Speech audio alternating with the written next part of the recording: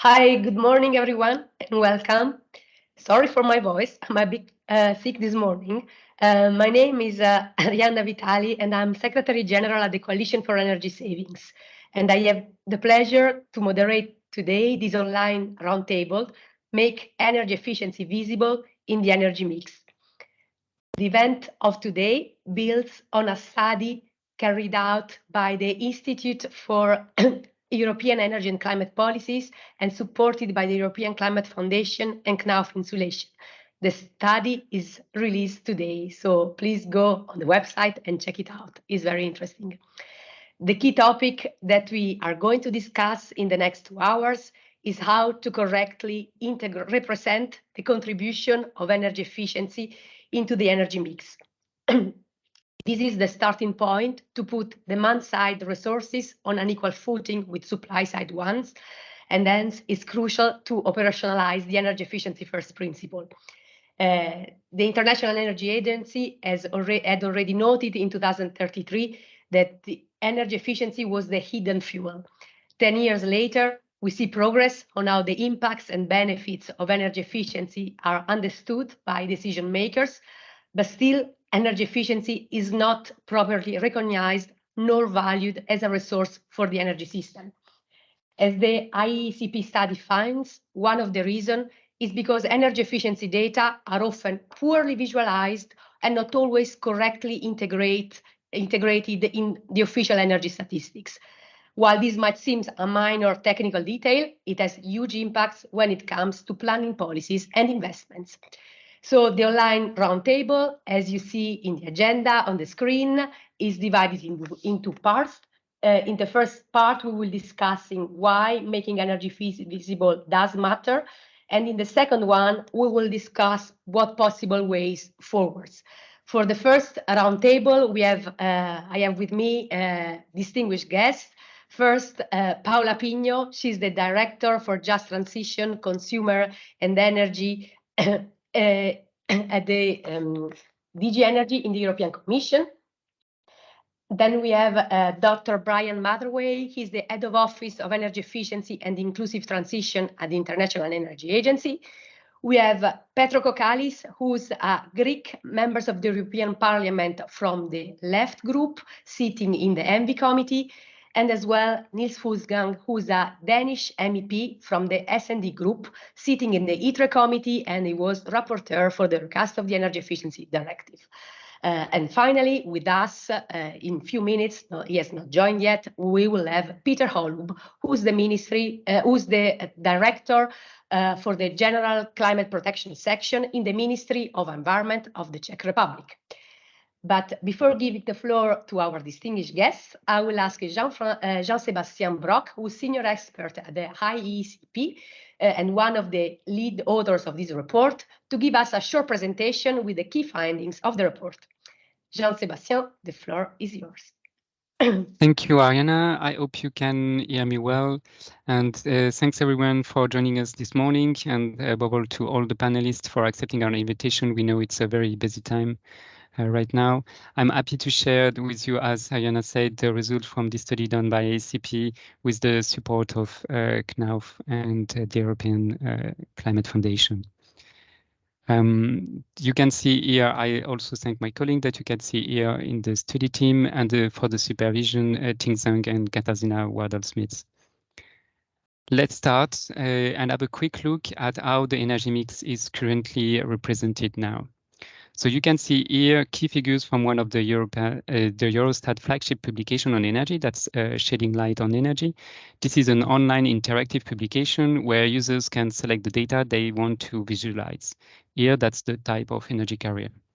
These figures are very good to explore the energy mix, but you will not see energy efficiency here. Information on energy efficiency is on the bottom of the page and focus on the trends in primary and final energy consumption, in line with the headline target set in the Energy Efficiency Directive, now Article 4 of the directive. This is for sure a relevant target, but not really an indicator to show directly the contribution of energy efficiency. Another usual and more sophisticated way to represent the energy balance is the Sankey diagram. It shows the whole energy flow from the energy sources on the left until the end-use sectors on the right. Indirectly here, you may see energy efficiency in the supply side through the losses in conversion, transmission, and distribution of energy. But again, energy efficiency in the demand side is hidden. So in practice, the current figures provide a supply perspective.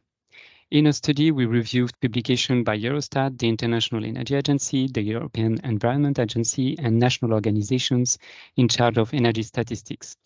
They vary in their design and focus, but when looking for energy efficiency, the conclusion remains the same. Energy efficiency is not included in the main figures or summary. It is reported, but separately. And how can it be in practice a priority for energy policy if it's not visible in the main figures on energy data? At the same time, our review found a few figures showing energy mix, including a share of for energy savings. This was found in publication dedicated to energy efficiency. You can see here these examples from the IEA, ACEEE about the US, and the ODYSSEE-MURE project about Europe. These examples confirm that developing such figures is technically feasible. Data and methodologies are available. So one may wonder why bother about some graphs. I would say because these charts are essential to frame the debate and policymaking. If energy efficiency is not visible in the energy mix, how can it be considered an energy resource? And this point is a key part of the energy efficiency first principle. It promotes a switch in the perspective on energy to consider supply side and demand side on the level playing field. Implementing this and changing mindsets starts with changing the way energy data is displayed. You can find in the report that we published this morning explanations about what data and methodologies can be used, as well as a summary of a workshop done with experts in September to discuss challenges and opportunities on this topic. From this, we suggest 7 actions that could make energy efficiency more visible. The first one is the main focus of the report, integrating energy efficiency in the main figures of the energy mix. We suggest an option that could complement the existing figures here on the left with a graph showing the evolution of final energy consumption per energy carrier, including energy savings on the top, as you can see here on the right. This way, an energy efficiency share would be clearly visible in the final energy mix. And this can be done with data already available now, Eurostat energy balances for the supply energy carriers, and data from the ODYSSEE energy saving tool about energy savings. Both sources will be discussed in the second roundtable this morning. The second action deals with the topic from the other side. The link between energy efficiency and the energy mix should indeed be made in both ways. If you look at energy efficiency publication, they tend to be focused on end-use data and indicators, missing the link with the supply side. So we suggest here on the top examples of figures that could create this link. On top of that, this publication could also develop an energy savings balance that could mirror the usual energy balance. The objective here is to complement the main summary publications on energy. The third action is about figures looking forward, usually showing results from scenarios. Sometimes these figures show only the development of final energy consumption as expected in the target scenario, which in that case would hide the energy efficiency contribution and focus discussions on the future shares of the supply energy carriers. The example shown here from the NFS project is a good practice where the difference between scenarios with lower and higher energy efficiency improvements provide the share of additional efficiency, making sure that energy efficiency is kept in the equation.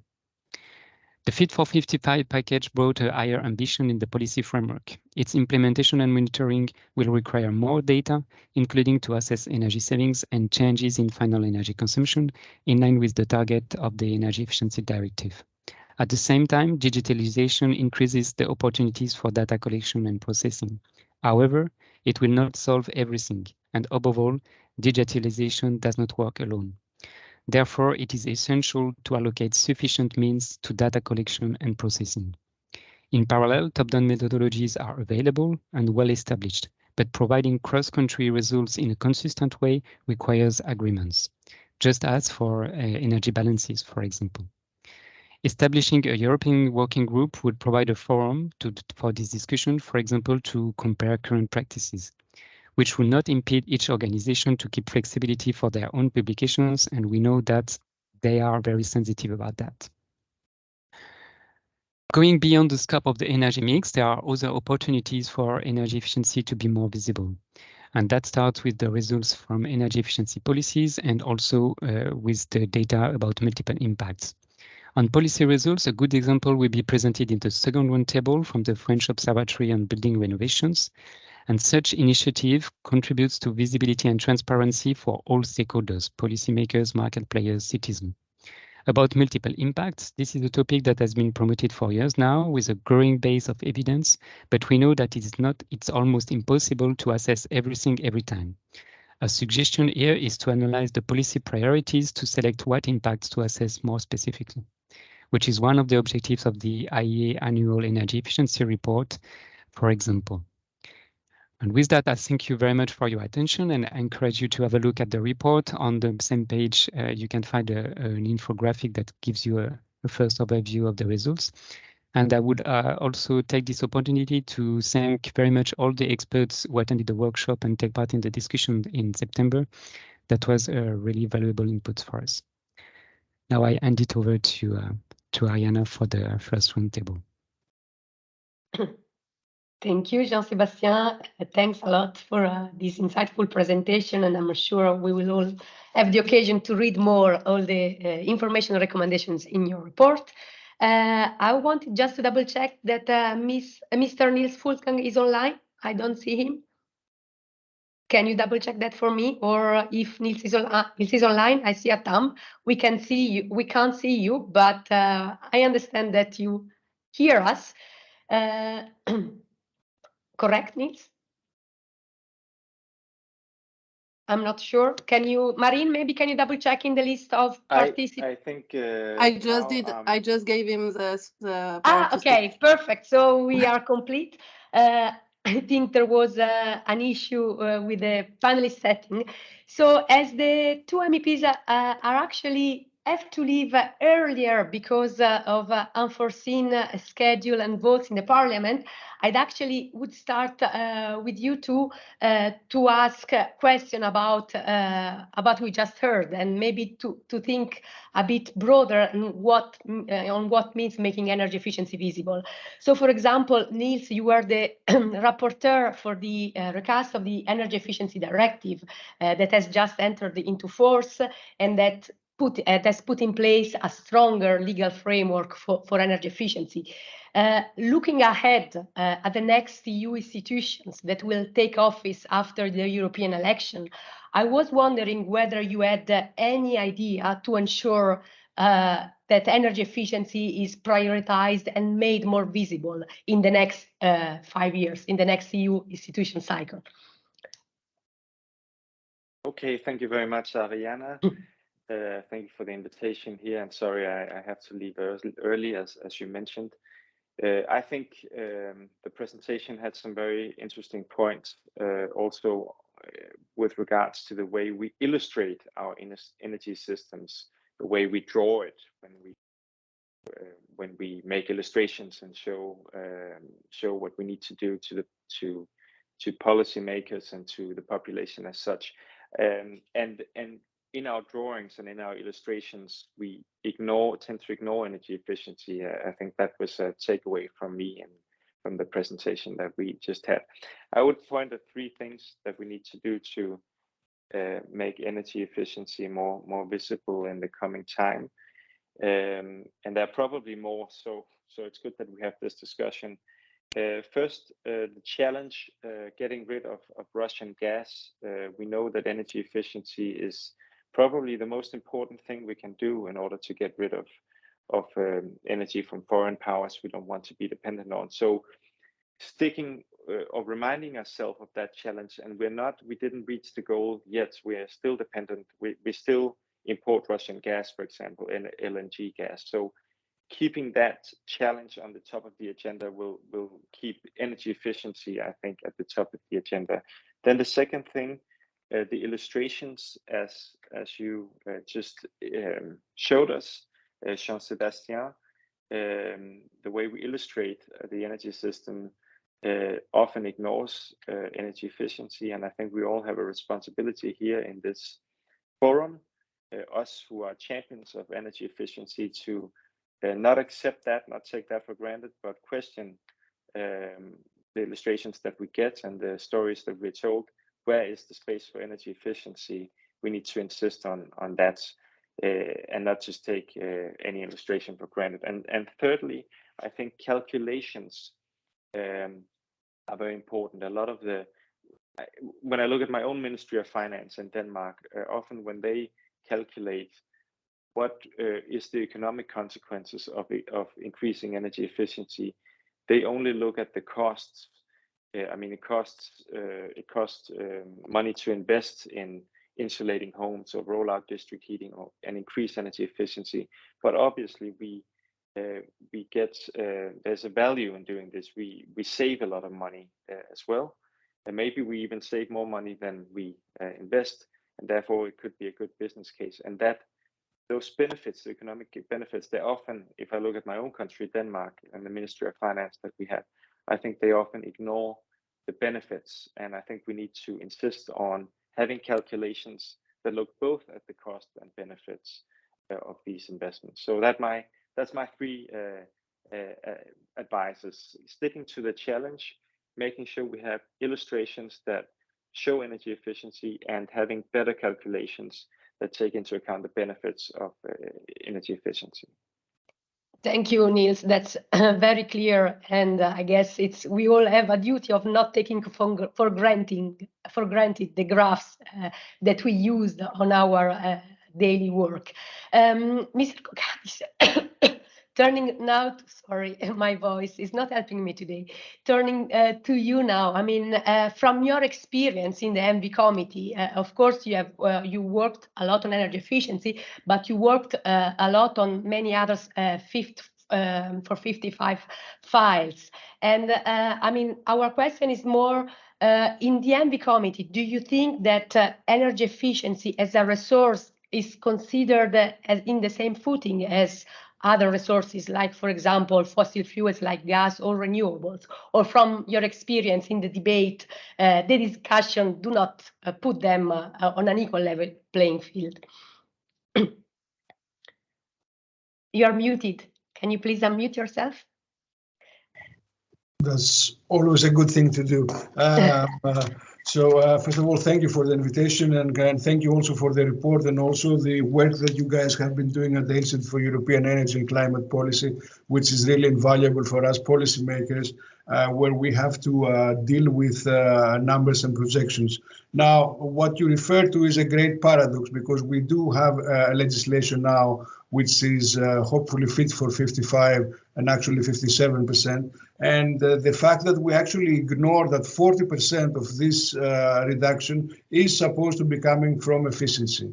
And it is not as, it is a sad fact that it's not capturing headlines as other things are. And I would have to agree very much with what Niels said, and also once again, congratulate him on the work for the energy efficiency package, because it's the one sector that not only brings benefits, which Niels refers to as the need to have on table the cost of climate inaction alongside with climate investment, but also energy efficiency is probably the energy saving sector which brings more jobs that are very obvious jobs that are in sectors and in skill sets that we do already have. And there's a great opportunity to pass this positive message and the message of a just and a green transition.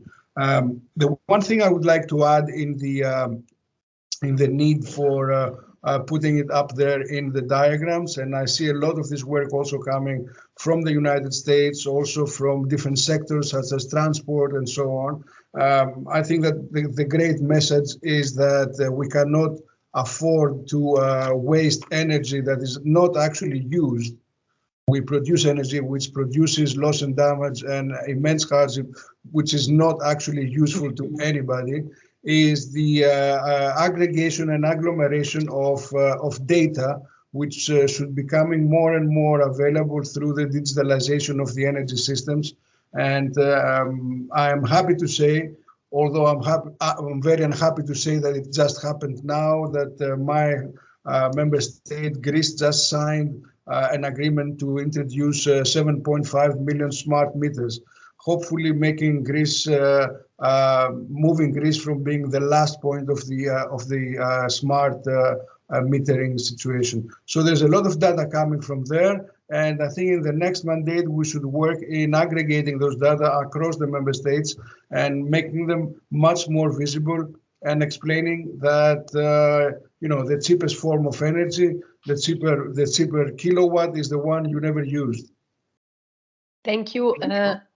Thank you. I think this we might come back after also in the other panel on this topic of digitalization, but therefore, yes, clearly the amount of data that will be available on real time should be able to facilitate the information and visualization of energy savings. Niels, I know you have 4 minutes before you leave. You are leaving sharp at 25. I just maybe have a follow-up question from your direct experience as a rapporteur of the Energy Efficiency Directive. Did you find all the data you needed to give the right attention to the topic, or have you had the impression while negotiating the directive that actually there were some data, some information, some number missing? I mean, can you tell us maybe a bit more from your really direct experience as policymaker involved in energy efficiency? Well, I think, thank you, Ariana. I think we had data from the Commission, from the primes calculations forecast that the Commission makes. But there is, when you have such a negotiation, there is a data war, you could say. The Commission said originally that increasing energy efficiency by 9% by 2030 compared to the 2020 baseline scenario would be the cost-efficient thing to do according to their calculations. And then we had other calculations from consultancies that showed that we could actually go higher, that we could raise the target considerably. And we also had, I think it was Fraunhofer Institute? Yes, that showed that we could go beyond that. We also had Cambridge econometrics that showed that we could go further.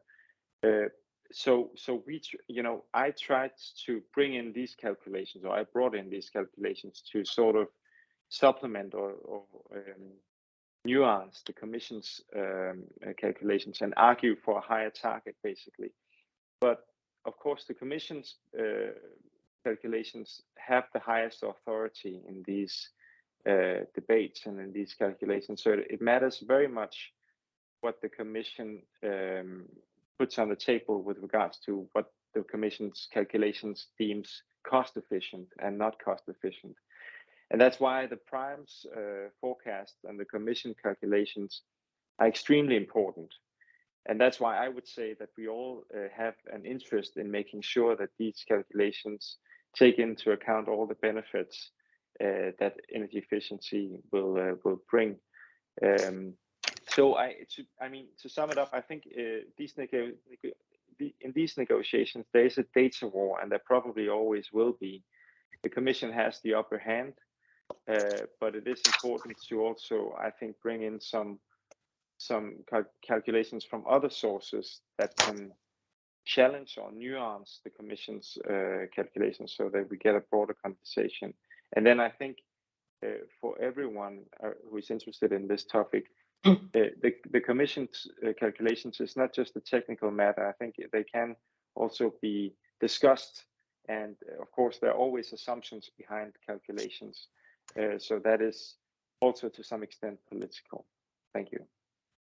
Thanks, Niels. I think that's very true. The argument about scenarios that you just mentioned. Of course, we see that primes, at least in the past, was not really representing the values of energy efficiency and energy savings, and not looking fully in depth into energy savings potential. We know that the model has been improved, is being improved, and we hope to see that better reflected, for example, in the impact assessment for the 2040 climate targets, that of course we'll have to model as well high share of energy efficiency as a key tool to achieve decarbonization. So thanks a lot for bringing up this point. And maybe, and I see you have to go, so thanks a lot for joining. And of course, if you have questions to Niels, feel free to reach us to him on his email that you can find on the European Parliament website. To follow up on maybe with you, Mr. Kokalis, that I also know that you have to leave very soon. Again, maybe a broader question on visualization. I mean, Niels talked about his own experience in visualizing in what could be done more. I mean, the same question I would say to you. Do you think there are other ways that you would see to make energy efficiency more visible? Maybe about data, you already talked about this digitalization, but there is any other point you want to make on that, maybe also from your Greek experience? And please unmute yourself. Again, and good luck with the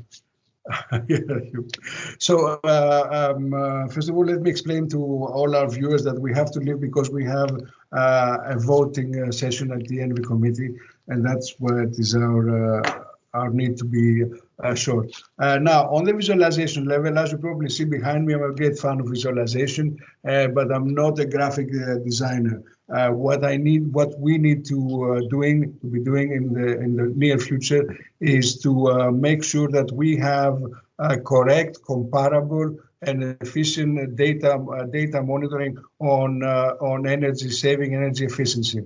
Now, energy efficiency can come from quite a variety of ways, which is not at this point streamlined or mainstream in how we collect data from the different member states. There is a big discrepancy between official data, which comes from the statistical agencies, and other data, which can come from energy companies or from transport companies, and so on and so forth. This is a general problem. We even had this problem of data discrepancy in the, let's say, in the agricultural sector.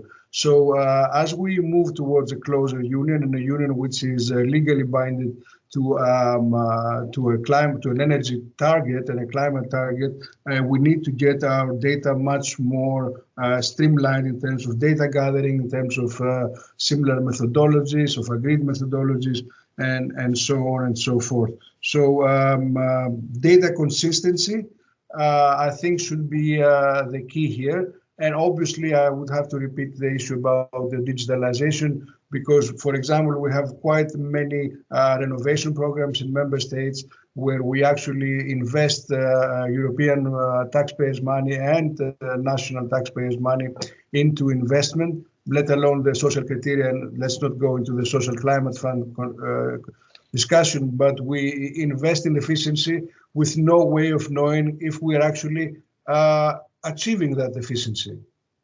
So digitalization is definitely what would serve us both to achieve the goals and also to visualize them.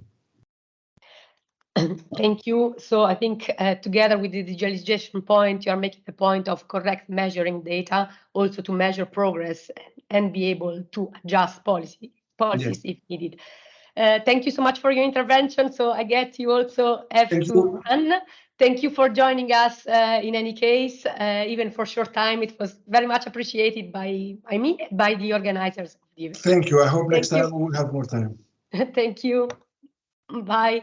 And I'm also happy to welcome our last speaker, Peter Holub, that just joined, the Director of Climate Protection at the Ministry of Czech Republic. Welcome, Peter. So we have still... Good morning, everyone. Good morning. So we still have half an hour to discuss this topic after the interventions of the two MEPs, and I'd like to turn to you, Paula, to get your perspective. I mean, of course, in broader terms, visualizing data is very, and fairly representing energy efficiency data is very much linked to the implementation of the energy efficiency first principle that now we know as a legal basis and has been recognized by the Energy Efficiency Directive. Can you maybe tell us a bit more from your perspective, how do you think energy efficiency can be further put on a level playing field with supply side options, and maybe what are other things that could be done in the next Commission mandate? Thank you. Thank you, Diane, and good morning, everyone. And thank you really for this work of IEECP.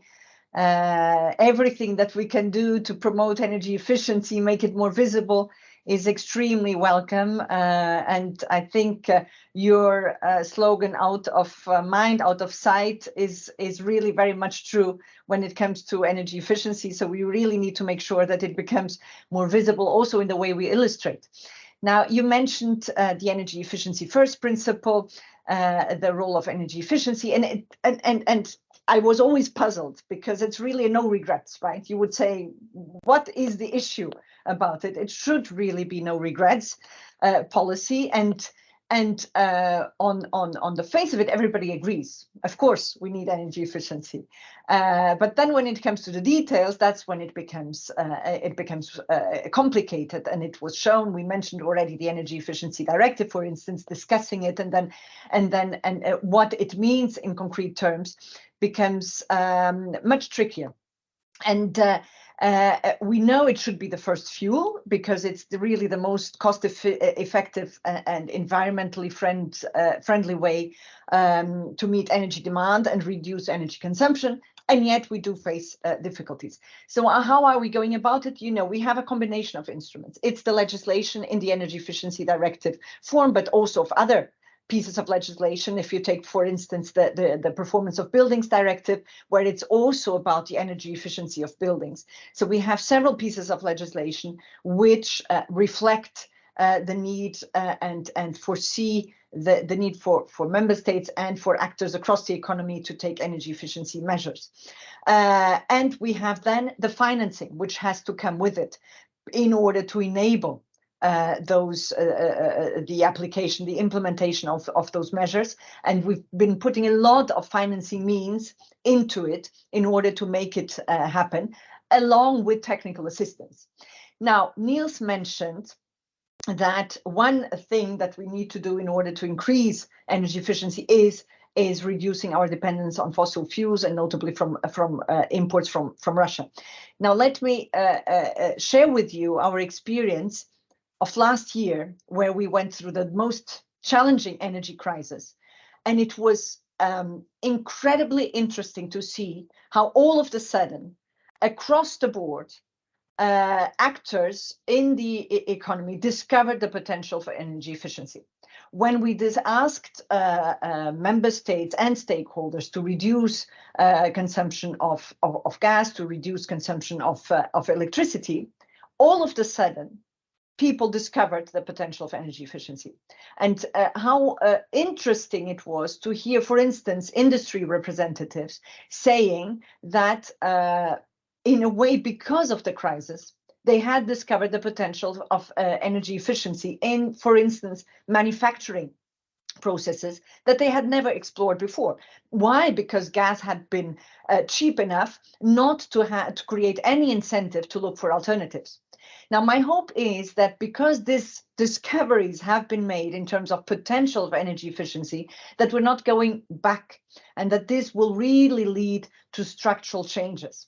So in a way, and as I said, building also on what Niels said, it required a crisis for actors across the value chain to discover the potential of energy efficiency.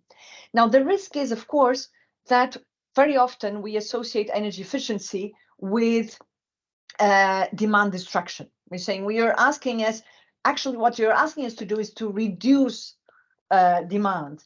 And that is seen as an attempt to comfort. It's seen as an attempt to undermining growth.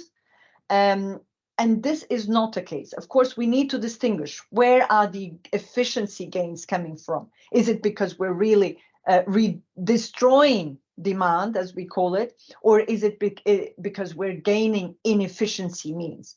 And that is extremely important to get that right. Where are the efficiency gains coming from? It's not about reducing demand, because if it's just simply about destroying demand, then it's a negative story.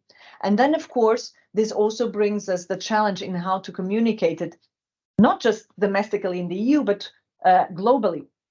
And of course, very often it's perceived by countries, and notably those who have not attained the same level of development, as, well, now we're being asked to reduce our demand, which means sacrificing our growth, sacrificing our comfort. And that's where actions such as the IEA, and Brian is here, will shortly elaborate on it. But for instance, the annual Ministerial Conference on Energy Efficiency is extremely important to get this discussion going at global level, at international level. And it's been extremely helpful to have this annual gathering, annual debate on energy efficiency.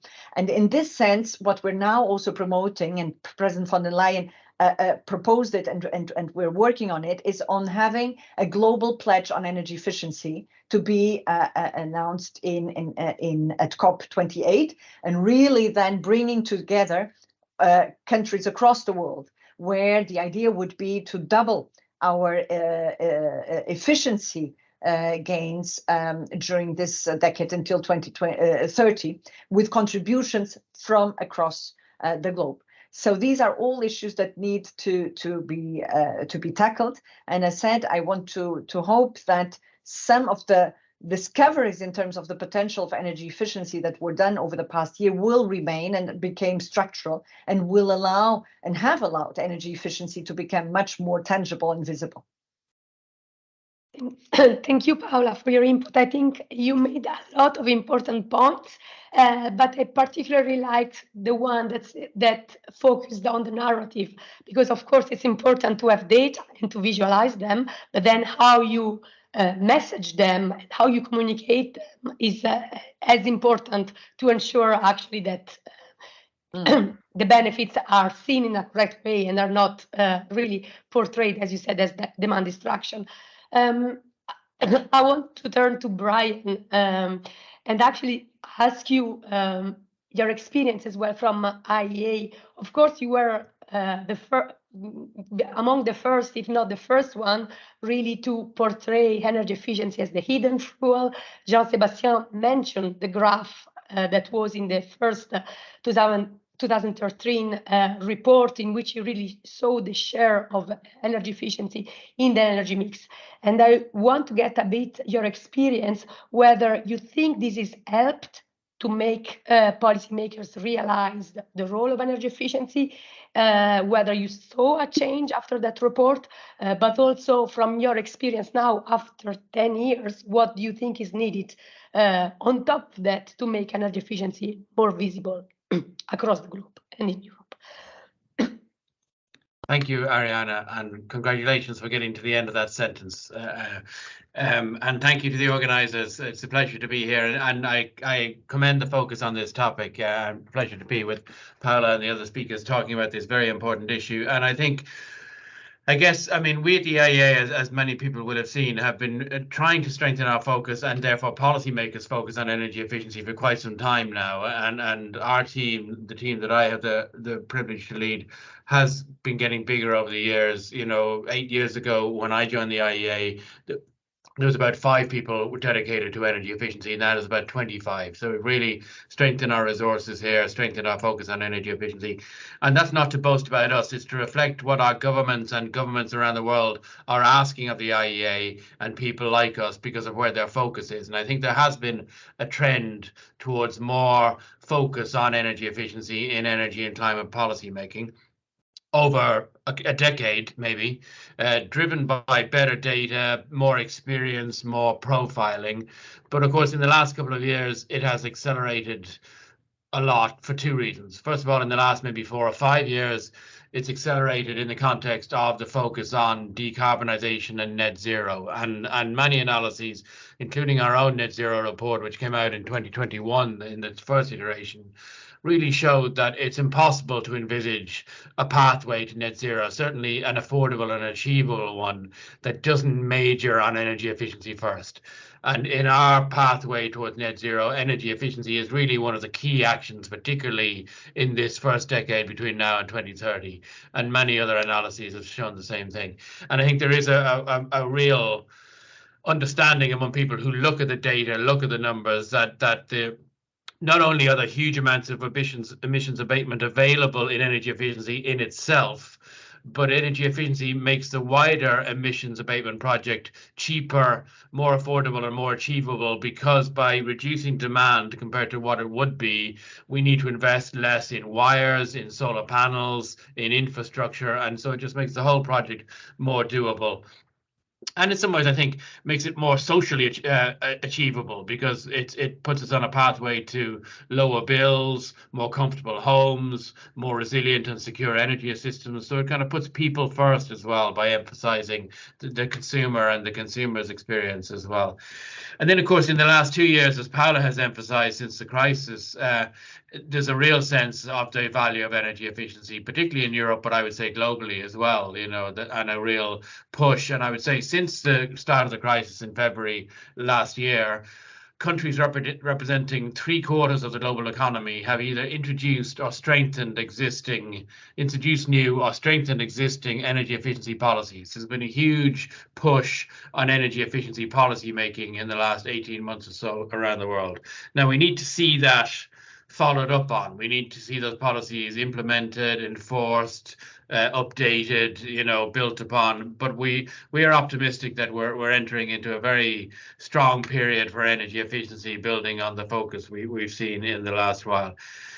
And Paula, again, has emphasized some of the evidence points, not least, I think any of us who worked in energy efficiency for a long time, the moment we're at now where energy efficiency is one of the major negotiation points at COP, and I commend the European Commission's leadership and President von der Leyen's leadership that doubling energy efficiency progress is one of the major political moments in COP. Is a really exciting opportunity, and I hope anybody joining the call today that has any influence over their government will remind them that it's a really essential outcome from COP that we see agreement on that point. It's a real opportunity, and we have released some analysis recently that shows that while the target is challenging, it's not as difficult as you might think. And most countries have shown that they are capable of hitting those levels of efficiency progress in recent times if they put a focused effort on policies that we know exist and technologies that we know exist already. Having the other evidential point, and again, I just thank Paula for mentioning it, is 8 years ago, we started an annual global conference on energy efficiency, and a lot of people said to us, we're a little crazy. Would we really get that much interest in a global ministerial level conference focused on energy efficiency only? And just a couple of months ago here in Versailles, thanks to our partners in the French government and the Schneider Electric, we brought together 30 ministers from around the world, over 90 countries from every continent, and including over 45 governments who signed up to the Versailles Statement, which committed them to focus on the doubling target by 2030. So we've really seen a political step up on the focus on energy efficiency in the last few years, thanks to everybody participating today, as well as, I think, an increased understanding of the need. Having said that, before I close, I think it's worth reflecting on the other side, and the energy efficiency will never be as tangible as a barrel of oil or a cubic meter of gas or a kilowatt hour of electricity. It is a more abstract concept. It has different ways of measuring it. It's not as physical or visible as the supply side. That's just the nature of it. And I think it behoves us all to think about, as Paula said, the narrative, to think about the data. I would call on governments here today to think about how they invest in the production of national demand side data collection and analysis, because it's still not at the quality we would like to see it, either in Europe or beyond.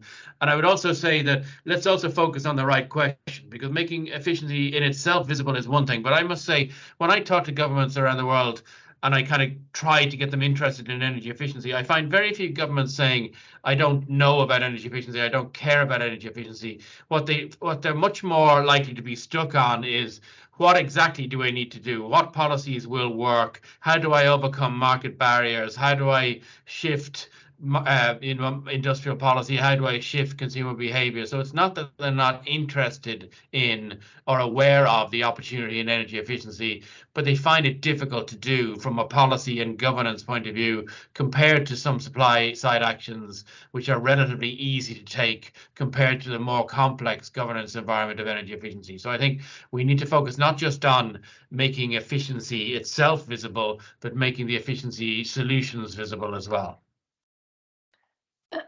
Thanks, Brian. And I think that's a perfect transition actually to the question to my last speaker and panelist, Peter Holub, because as you say, national governments are asking the how questions and to find practical ssolution. So Peter, I know that Czech Republic submitted its draft update NECPs at the end of October, and the draft update NECPs actually, I mean, according to governance regulation, there is a requirement to streamline energy efficiencies across all the 5 dimensions of the plan, and also to take into account energy efficiency first in the planning. So how did you do that in your draft update NECPs? What were the challenges?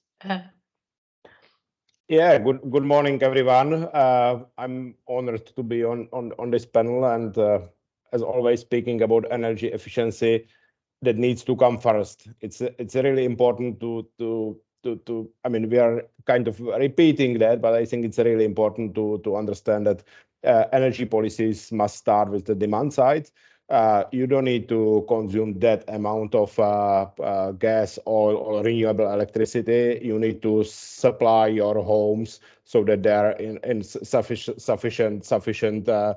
temperature and comfortable inside. So you need to look at the demand side and then look on the supply side as a second. Not saying it's less important, but really the hierarchy should be as I said. And that's also reflected in the recent developments heading towards COP28, pledging for countries doubling energy efficiency by 2030, which we definitely do support. Coming down to the national implementation, so let me focus on Czechia. Yes, we submitted the NECP late in October. But it includes the progressive building renovation scenario. So we really look at what can be done with the Czech building stock, and we put the trajectory there.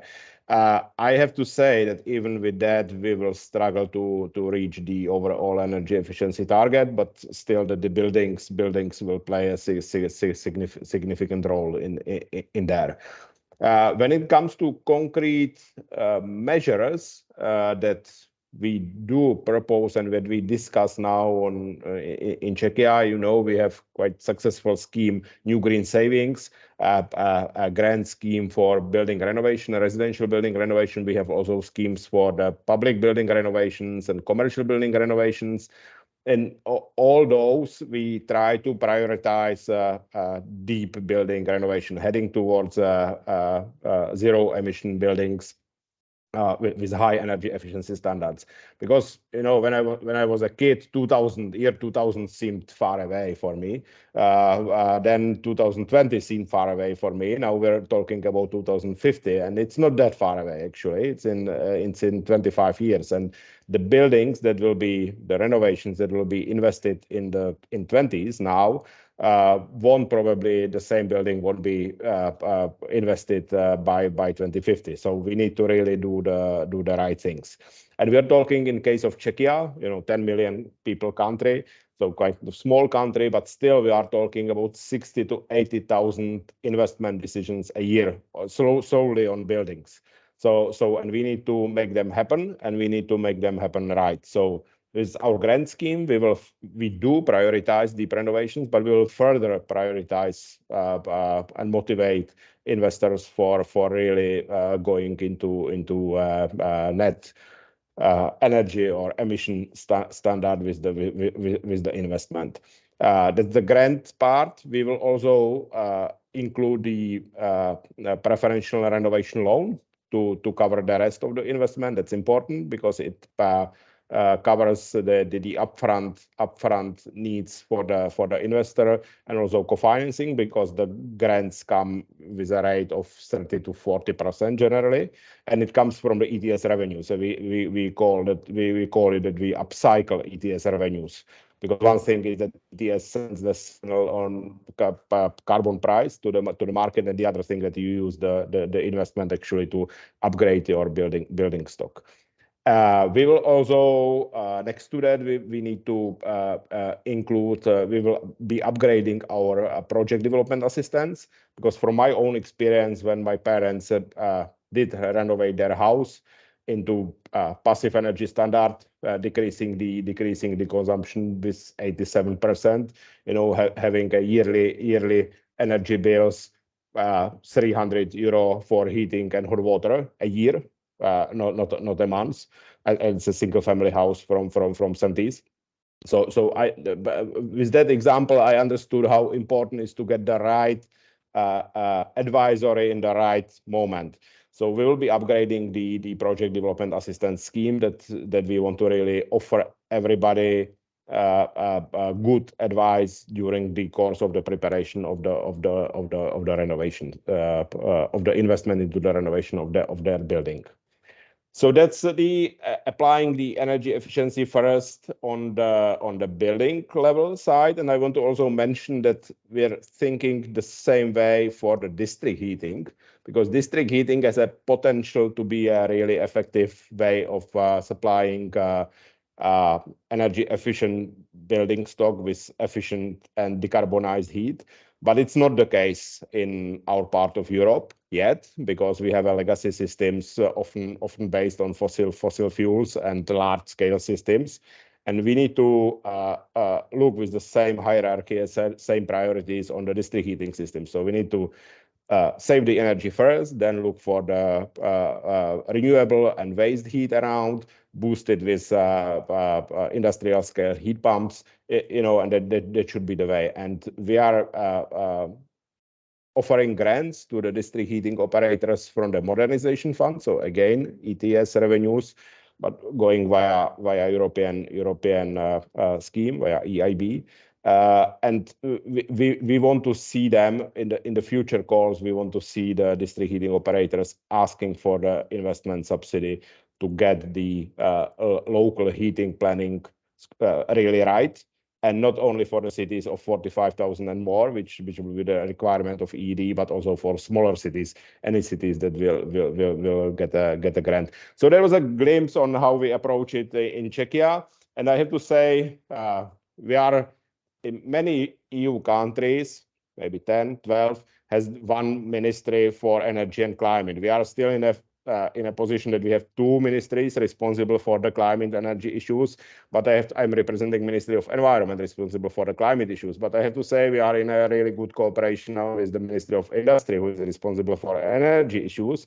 So the INA, National Energy Action Plan, and all the tools I discussed are done in cooperation with the other parts of the government. So that's, I think, also important that they are not there is no resortism, so there are not really ministries fighting each other or having different views, but pulling the thing in one direction in consensus and cooperation. So I will stop here for the moment, but yeah, I'm happy to hear the discussion. Thank you, Peter. And I think from what you describe, I can see as well here a cross-sectoral team. On one side, you use other resources, not like the ETS revenues and the modernization funds to finance energy efficiency, showing that everything has to come together to get the financing. But also I really like very much your idea of breaking silos between ministries in order to ensure that energy efficiency can be developed not just as a tool for energy policy, but for a tool for economic growth and competitiveness, which is very important to make energy efficiency visible. We have about 10 minutes to finish this section. If the three of you can stay 5 minutes past 11, I don't know what's your schedule. I see people nodding. So I like to have like a last round of questions, maybe focusing very shortly on the link between data and policy making that has been already discussed, also introduced again by Niels and touched upon by you in your intervention. First to Paola, I would like really to ask you, I mean, of course, Commission is the gatekeeper of data. We'll have as well Eurostat in the next part of the presentation. But I mean, do you feel that you have all the necessary data to discuss and to present policy on energy efficiency, or do you think something more might be needed and would be needed?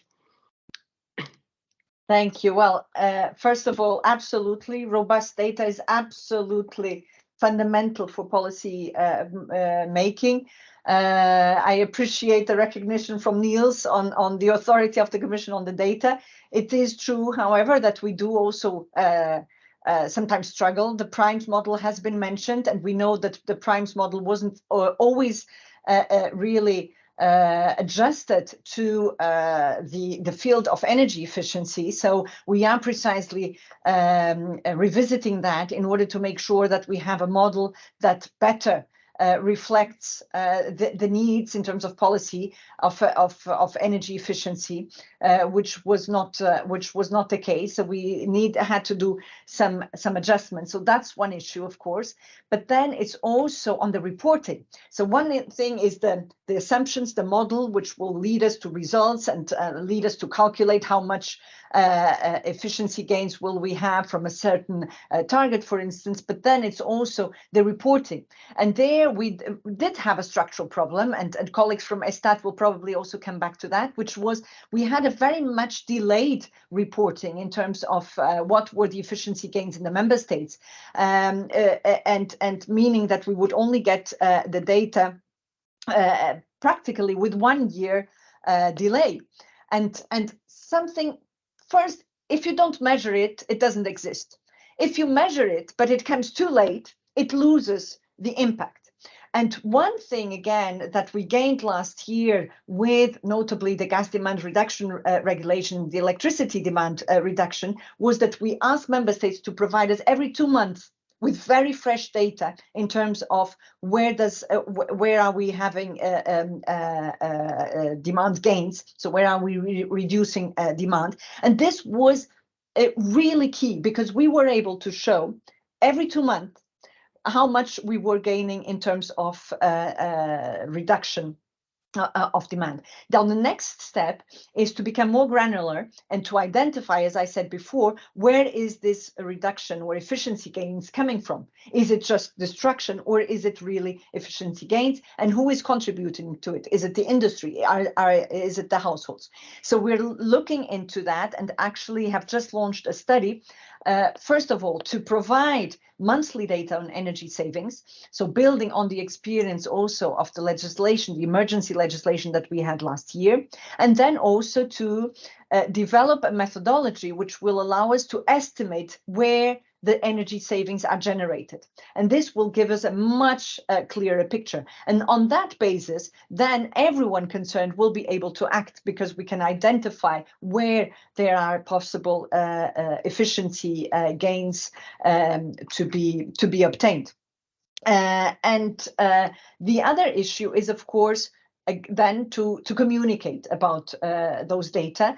And one way in which we do it is, for instance, through the database, the so-called EPREL, which allows you to go into a shop to buy your electric appliances and see what are the efficiency, what is the efficiency of each electrical appliance, be it your vacuum cleaner or your water heater, or you name it. So it's also then to be able to publicize those data. So you need it ex ante, upstream, and then downstream also in terms of the consumption. And clearly still improvements to be made, and we are precisely working on those and getting the necessary and adjusted methodologies that we need in order to make all of this much more visible, tangible, measurable, and so that everyone can act on it in more concrete manners. Thank you, Paola. And we are really looking forward as energy efficiency community to see monthly data on energy efficiency. That would be a dream and would be very useful, I think, for our work as well.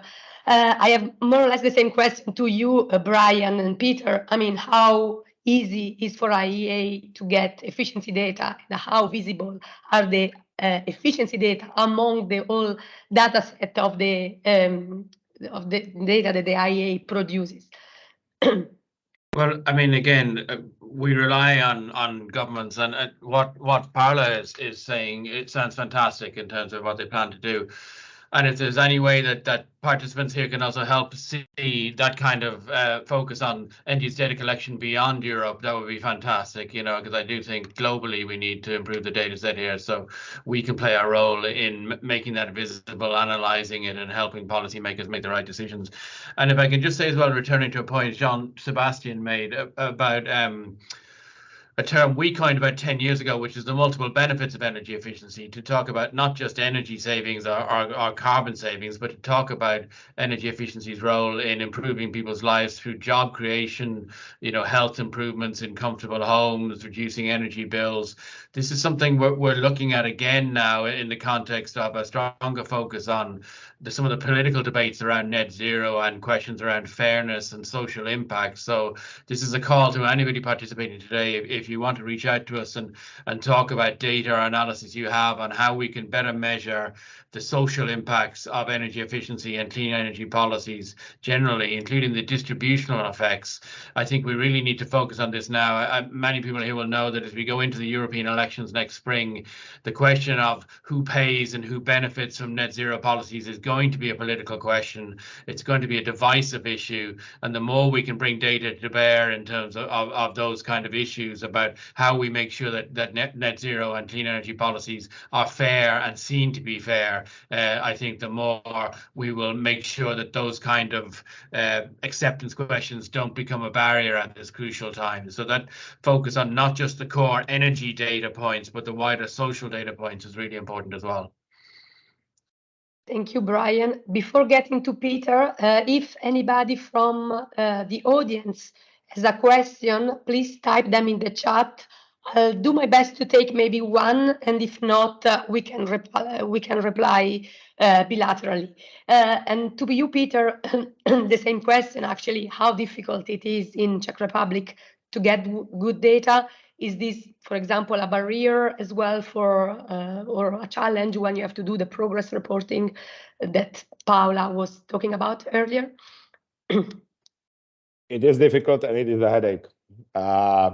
I mean, we can always produce, or we do reports, obviously, and we know the total consumption. We know the total consumption by sectors and by fuels. But what we don't know is what's the energy performance state of buildings, for example, of our industries. It's really hard to get the data and get it timely. So we are now we are happy that some data and some of the approaches we could include into the kind of robust modeling that we used for developing the scenarios or model for the national energy climate plan. But the major part of the work is still ahead of us. So I was meeting head of the Czech Statistical Office, who is the counterpart for the Eurostat, and we are discussing how to make feasible tools, data collecting feasible tools, so that we know what's the state of the art at the given moment of our building stock, of our industries. It's not, it won't be an easy task. I know it can be done within 2 months, but I hope it can be done within a year or two. The first timeline proposal that my colleagues got at the working group was like 2028. I said, well, the world is really dynamic. We need to get it earlier. I take it as a priority. Let's see how it goes, but it's absolutely crucial. And then when we have the data, we can visualize it. It's also important, and we are working now with good partners who take up the climate and energy data, you know, and visualize it well. So we are working on that, but data collection needs to come first, and we have a gap there yet. Thank you, Peter. I think we have maybe 2-3 minutes left, not more, because you have a busy agenda. So maybe I'll just take the question we have in the chat and use it as a concluding questions to everybody. So we talked about data and we talked about building narratives for policymakers. But the question of the person in the chat is actually, policymakers are not the end beneficiaries of energy efficiency measures in their work, of course, as consumers, but not in their work. So how we can find and tailor relevant narratives to appeal to policymakers and to make sure that energy savings and energy efficiency can be prioritized. Maybe a reply in 1 minute each, and I'll take that as your concluding sentence. Thank you. Paola, do you want to start? Very quickly, well, I think the biggest challenge is not really the narrative for the policymakers. I think the policymakers are convinced about the benefits. Then it's really those who will actually implement energy efficiency. And there we really need tailored messages. So I mentioned the industry. If they see the efficiency gains and what they can get from it, and structurally in terms of costs savings, this is very powerful. For the households, if they see that efficiency will translate in lower energy bills, in better air quality, this is a very important message. So you really also have to tailor the message to the ones who will be actually the beneficiaries of energy efficiency, and we need to make an effort for this specific narrative and for this tailored narrative, depending on who is it that would benefit from the energy efficiency. Thank you. Ryan? I think in Europe in the last few years, many more people have a direct experience of energy efficiency, whether they realize it or not, whether they've retrofitted their home like Peter's parents, or whether they've bought a much more efficient appliance and therefore their bills are lower, etc., etc.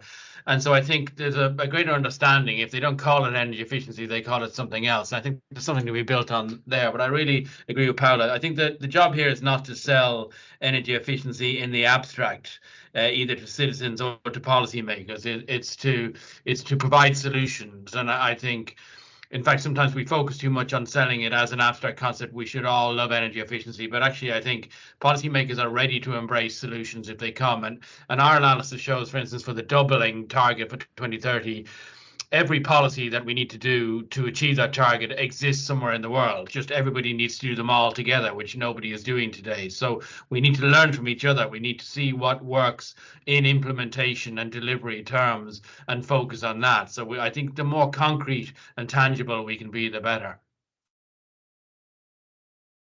Peter?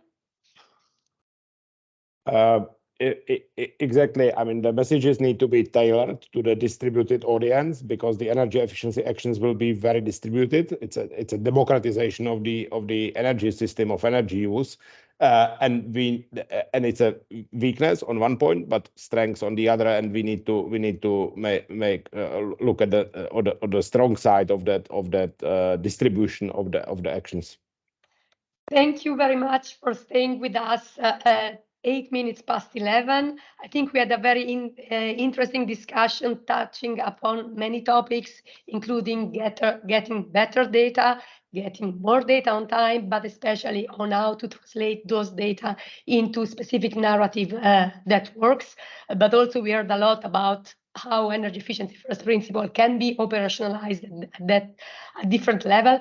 We are having a second roundtable of discussion that will focus more on the delivery part. So I will ask everybody to make a round of applause for our speakers. And thank you very much for being with us, for being available, and for your insightful inputs. And I'll now pass on the moderation to Jean-Sébastien for the next part of the policy roundtable. Thank Thank you very much. Thank you too. Thanks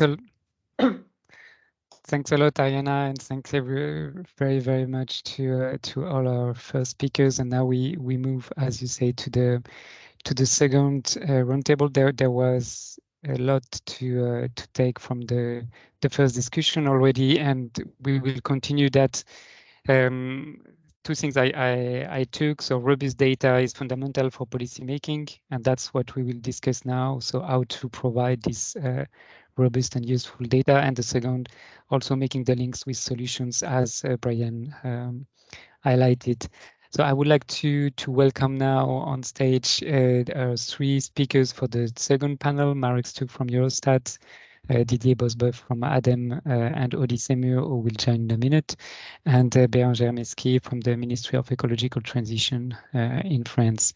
You have their title of presentation here. They were also in the agenda, and I will take no more time and directly hand it over to Marek, who will provide us with an update about the latest developments from Eurostat side on energy consumption data. And as was said previously, the Commission and especially Eurostat is the authority for data in Europe. So we start with you, Marek. The floor is yours. Thank you very much, and good morning to everybody. I will briefly introduce the Eurostat data on energy consumption and energy efficiency and our plans and projects in this area for the future. So very quickly about Eurostat. As already mentioned, Eurostat is a statistical office of the European Union. Technically, we are one of the Directorates General of the European Commission. However, we don't work alone. Eurostat directly in the energy domain does not collect any data. All the data collection is done at the national level. So essentially, the European statistical system for energy heavily depends on partnership with national authorities, and we can have only the data that are agreed and provided to us by the reporting countries. Energy statistics actually was here for a very long time, probably now already for 60 years. However, the reporting obligations were regulated in the legal act only 14, 15 years ago, and the regulation on energy statistics was enacted in 2008. Today, we collect data in Eurostat from 40 reporting countries. So we go beyond the European Union of 27 member states, but we cover also the candidate countries, potential candidate countries, and also data from the energy communities. And all the data that we have are available on our website together with the methodology.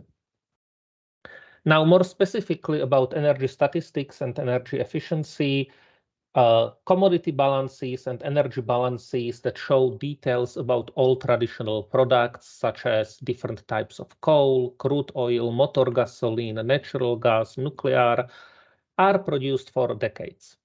In principle, the methodology is internationally comparable. We follow the same principles, and for several data collections, we have a joint questionnaires with the International Energy Agency, and our data is fully comparable with the United Nations statistics and the international recommendations. Indeed, as already pointed out in the previous roundtable, energy efficiency is not shown in energy balances as a fuel. In fact, energy efficiency is not, in a certain strict sense, variable of one reporting year. It's rather a difference between the reporting years or reporting periods. Inherently, the calculating energy savings or estimating energy efficiency improvements is based on balances, being it commodity balances or energy balances for different fuels. So these phenomena are very much linked together. When calculating or looking on energy savings, we very often use decomposition analysis, and this analysis requires more detailed data, and usually also data from different statistical domains. This means we are looking on data that are available on different reporting schedules. Certain data might be available already 3 months after end of the year, other data only 1 year later, depending on the data collection plans in different countries. So we are well aware of these issues, and we have gradually updated our legal act, and we now have more detailed official statistics on final energy consumption. We call it also disaggregation of final energy consumption. As I mentioned before, all our data are available on our website. All our data are free of use, and they are free of use for private use as well as for commercial use. So everybody can use all our data. The only thing you need to do is acknowledge the source. Household was introduced in energy statistics in 2014. Since then, we are collecting and publishing data. We have developed a detailed manual in close cooperation with the reporting countries.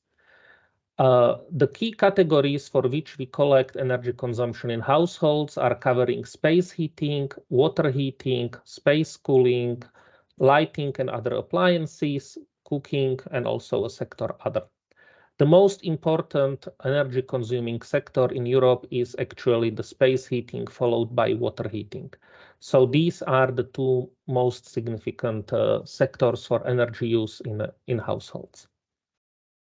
Industry was introduced more recently in 2019, and we have already collected and published data for reference years 2020 and 2021. The disaggregation keys is the classification of economic activities, which is NACE revision 2. We have mandatory elements and voluntary elements for countries that have more detailed statistics available. And the voluntary items goes beyond the economic classifications, and they go to the selected processes that are happening at the end user level.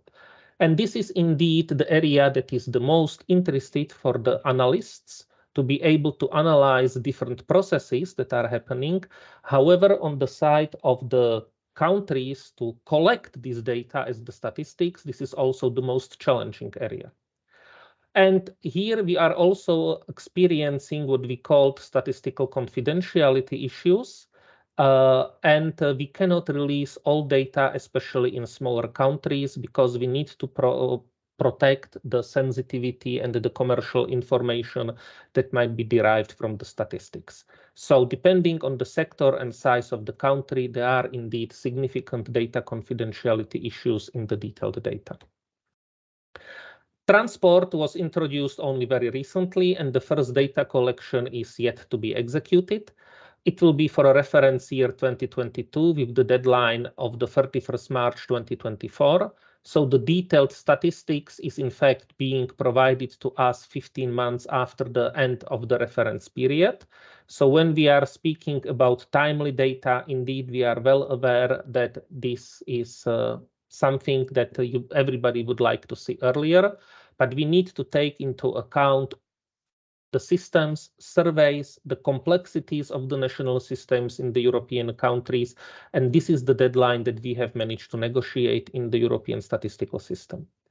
We already have some details in the statistics, such as split between the domestic and international aviation, pipeline transport, and the disaggregation looks into the more disaggregation of the road and rail transports into different modes. Of course, we have voluntary, also mandatory elements in statistics. And services was also introduced recently as transport. All disaggregation have the same deadlines. For services sector, the same disaggregation key, NACE revision 2, plus we have one element outside of the NACE classifications that is on data centers. We are also trying to look into the specific end uses in the service sector, but the same as for industry, this is very difficult and challenging for reporting in many countries, and therefore it's only voluntary elements in the data collections. Few years ago, we have started a new project on the decomposition analysis. Indeed, decomposition analysis presented some results in the previous roundtable.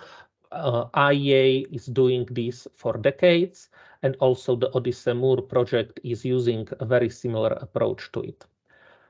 Our limitation of decomposition analysis and very intentional limitations we did in our project was to do it based on official statistics only.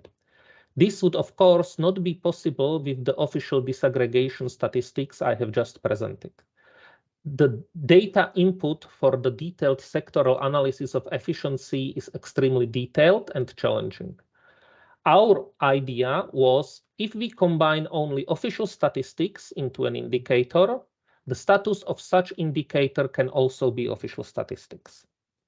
Of course, we are running here to the problems of data completeness, which includes the statistical confidentiality aspects, but also the limited lack of official statistics on certain aspects. So we don't have all detailed statistics we would like to have because countries don't have either means or resources to collect such statistics.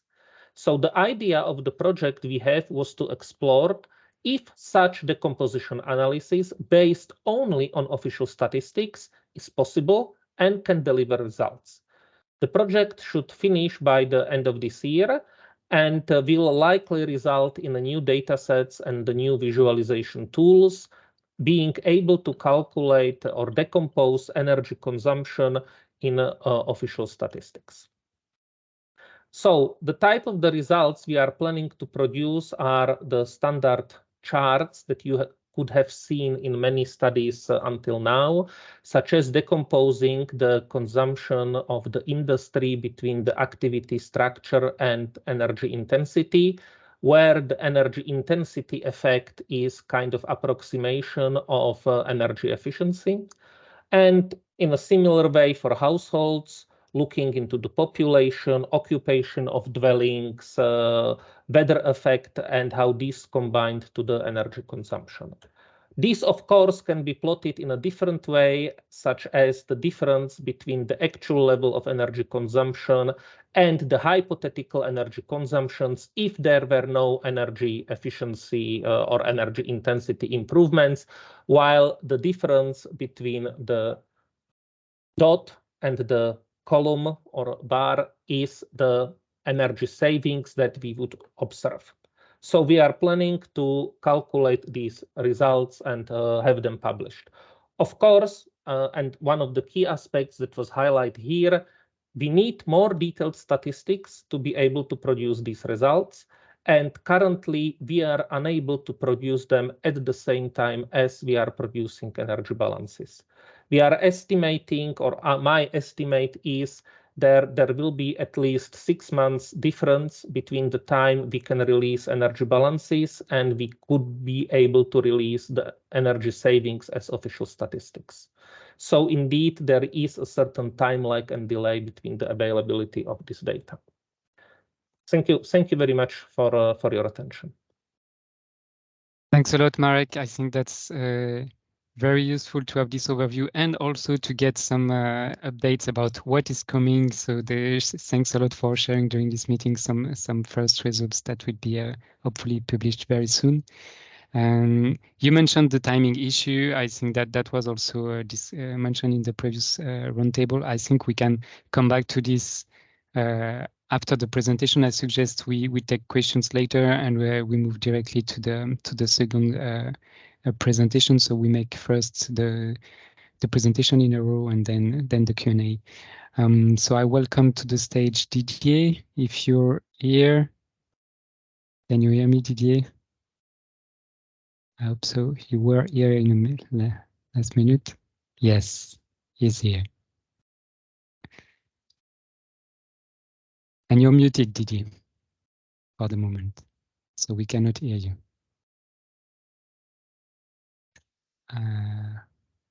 Okay. Yeah, now we can hear you, and we see your screen. Can I start? Yes, sure, please. Thank you. Good morning, everybody. So I'm Didier Bosboeuf, the coordinator of this ODYSSEE-MURE project, which aims to monitor energy efficiency at detail level. And of course, it's related to our objective, which is to evaluate the impact of energy efficiency policies. We don't collect data for the beauty, but we collect data to evaluate the impact of energy efficiency policy. The title, it's 30 years in monitoring energy efficiency. This year is the 30th anniversary of launching this project, which has been supported by the European Commission, hopefully for the last 30 years. I don't know how to move it. Okay. I will present what we will do right now, or let's say for the work program 2022-2025. In brief, we have now 40 partners, including the 28 EU countries and 9 energy community countries. And our previous speaker mentioned, Marek mentioned that they start to collect data from these energy community countries, and we will see how it works in our database. So this project relies on 2 databases, the ODYSSEE database, which is a detailed database on energy demand by end users, and with that we can calculate 200 energy efficiency indicators. And to help the user of this database, we have 4 facilities which help the user to use the bulk of all this data. We have one update every year, and this round we have a new process of updating using as much as we can Eurostat data, both on energy side and activity data like GDP or tons of cement, etc. And we have also some horizontal sources, meaning some data which are coming from international organizations like the International Cement Industry, etc., which are also harmonized data. For MURE, we have 3,000 national energy efficiency policies, and the idea is to link these 2 databases with some tools that I will not present today, but the idea is to really try to, let's say, gather the analysis on indicators and policies. All this material will be integrated in a policy assessment tool, which has been developed for the Commission, and we will apply that at a more national level. We make a lot of effort on dissemination. We have a country profile, national report, newsletter, scoreboard, and we will have present of new media like LinkedIn, etc. And we have a set of 36 policy briefs where we take one issue, for example, a renovation of buildings, and we take advantage of the 2 databases to see what we can say on that. So I will focus, of course, on ODYSSEE, which is a database on energy efficiency indicators. And you can see here the 5 facilities.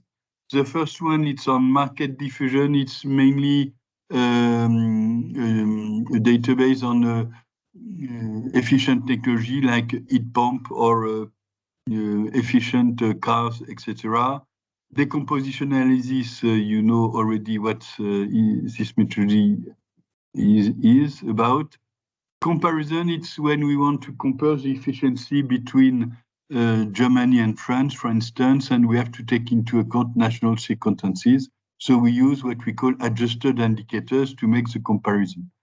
Energy saving, this is the core of our discussion, and we plot this energy saving calculated through ODYSSEE data collection to the target of the energy efficiency directive, for instance. And we have a scoreboard which gather information on indicators and policies. I will focus on the 2 or 3 main interesting indicators, which are sometimes not, we are alone to develop that indicators. The first example is what we call the energy efficiency index. So you have understood that we have an indicator at very detailed level for cars, for bus, for cement, etc. And we try to aggregate all these detailed end-use energy efficiency indicators to have a more aggregated view, for example, by sector or at the level of one country. So we have developed energy efficiency index, which is called ODYSSEE index. The calculation, it's quite easy to understand. I will not go in detail. You will find in my presentation the methodology in the annex, or you can go directly to the website. You have here the result. The main issue is here we are based on physical indicators. We are not using energy intensity as a proxy of energy efficiency, but we are using physical indicators like TOE per ton of cement or liter per 100 kilometer for cars, or kilogram oil equivalent per square meter for space heating. And you can see here the result. It's easy to, so it's an indicator which monitors the progress of efficiency. And you can see on the long run that we save around more about 1% per year. This is a number that you can get in terms of energy efficiency.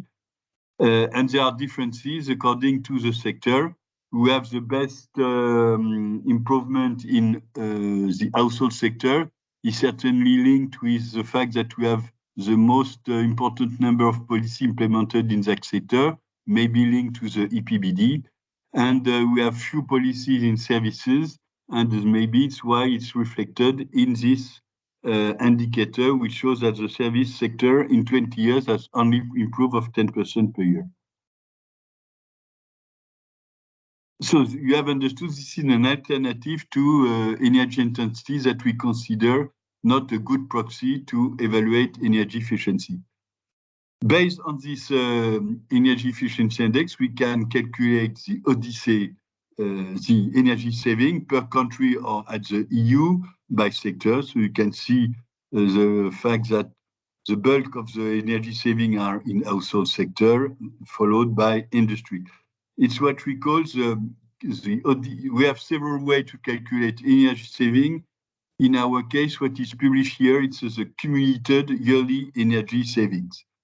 And you can see the result of transportation, which is very low, which is very questionable in terms of policy.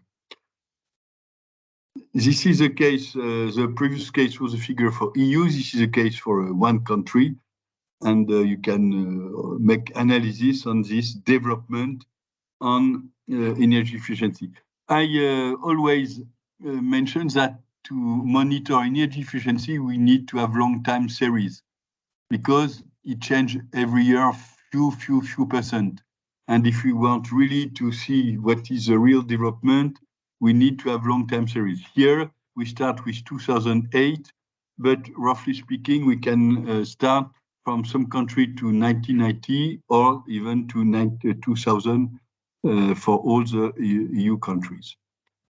The second example is decomposition analysis. I will not insist on that because it has been already mentioned by our colleague Marek.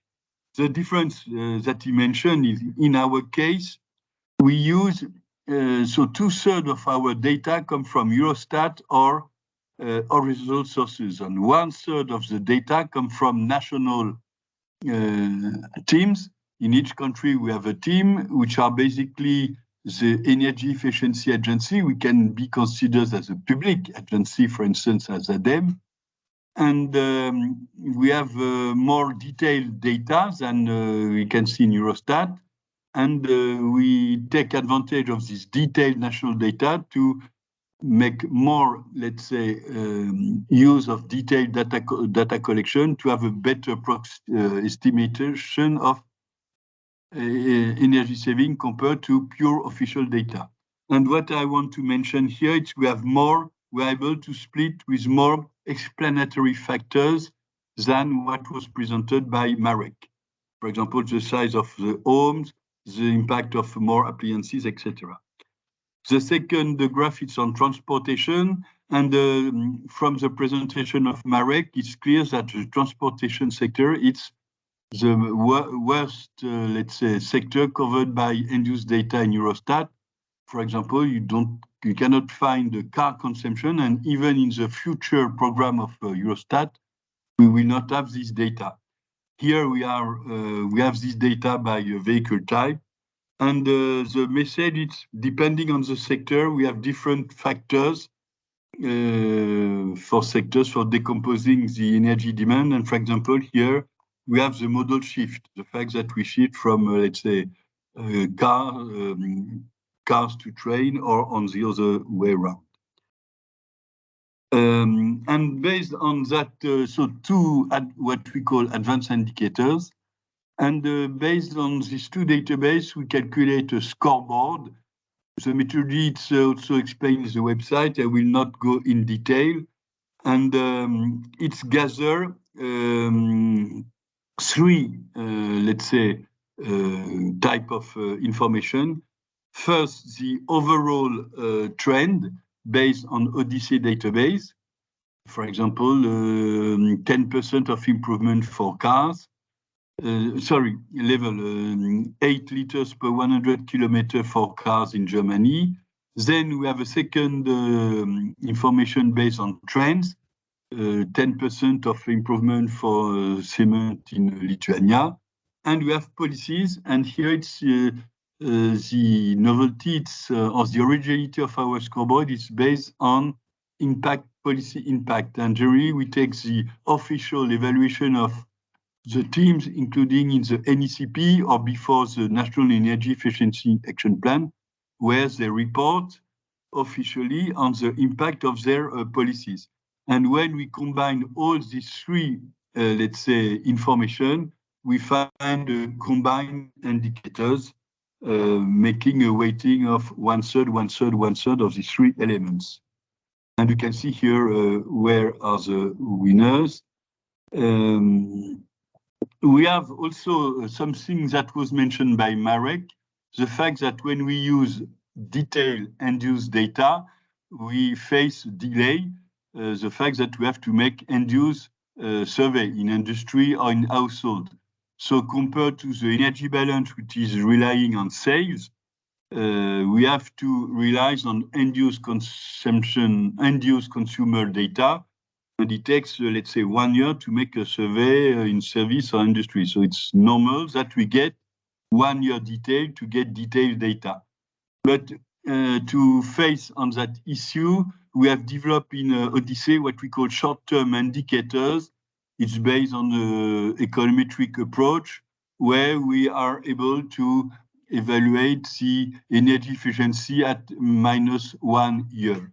And this is an example here for the variation of electricity consumption, where you can see that we are able to produce that number for 2022 for electricity energy efficiency.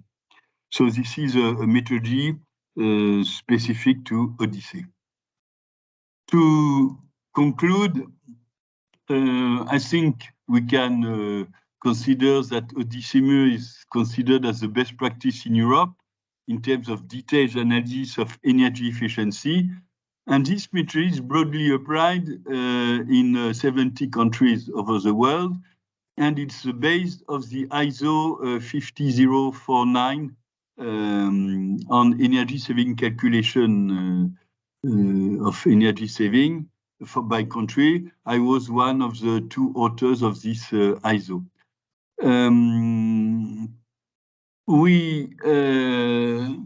We understood, of course, the issue of Eurostat, and it's certainly why the Commission support our project for many years.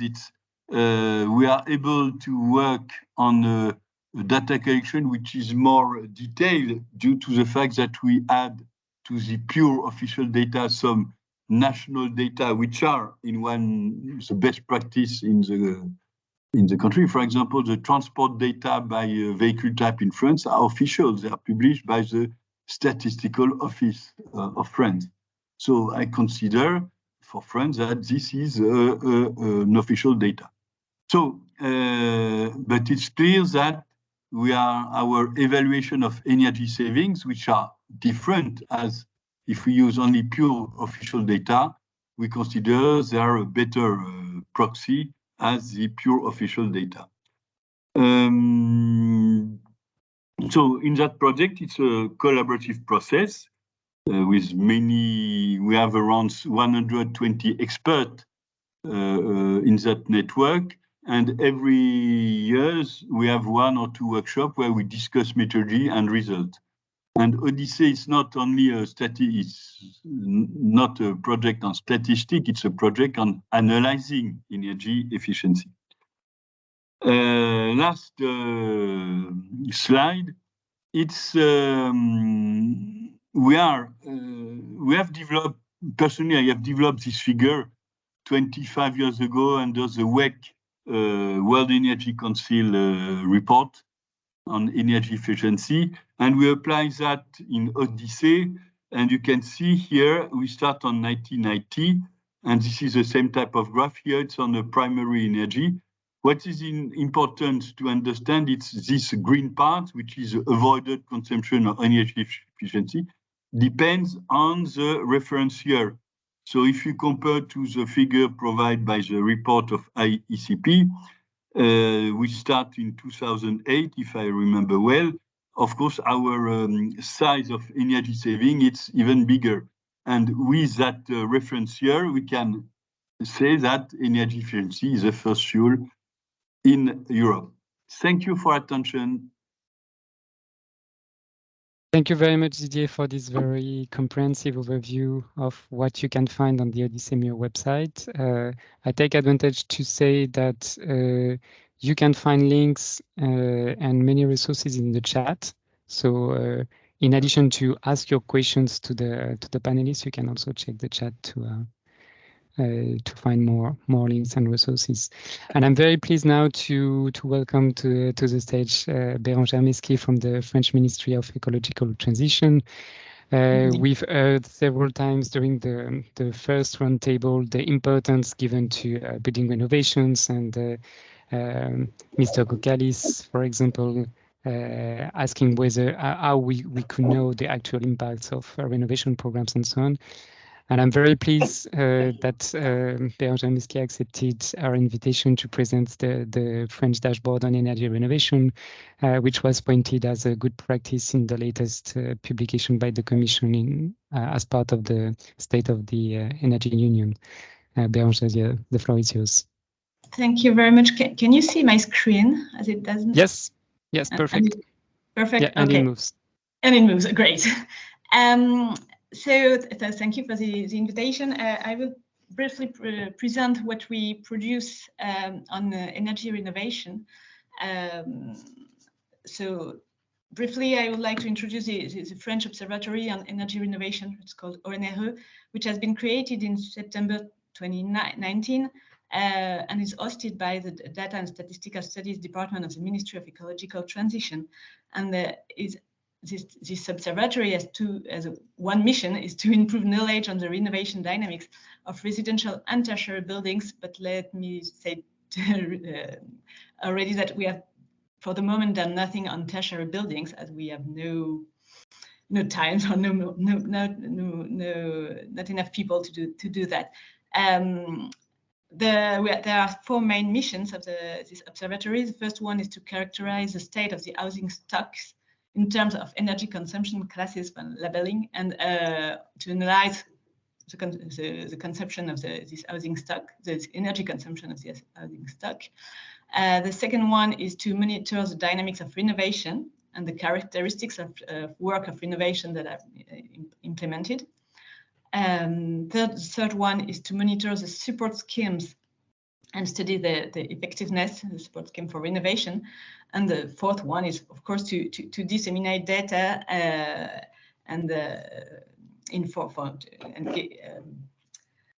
disseminate data for all stakeholders and public information. So one of the main production of this observatory is the dashboard on energy renovation, which is available on the ONRE website and is updated regularly, but depending on data availability, but I will say quarterly. And in this dashboard, we have two main parts. The first one is on housing stock and especially the energy consumption of the housing stock and the CO2 emissions. And the second part is on energy renovation grants. So I will present the main indicators that you can find is in this dashboard. So on energy consumption and CO2 emission of the housing stock, I presented here the two main indicators. The first one on the left is the average final energy consumption per square meter of primary residences, and on the right you have the CO2 emissions of housing, and both as disaggregated by end use of energy. And you can see that both are decreasing, slowly decreasing since 2012. For example, the CO2 emissions of housing have decreased by almost 20% since 2012, and especially because the energy used for heating has been quite decreasing, and CO2 emissions for heating are even more decreasing because of renovation, because of new buildings that are more energy efficient, and because also of electrification and the end of fuel heating. A second indicator that you can find on the dashboard is the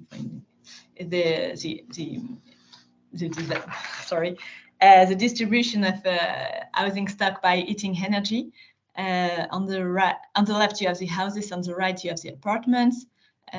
You can see that the energy sources are quite different in houses and apartments. In both, gas and electricity are the main sources of energy, but then there are more diversity in houses, as you have also wood.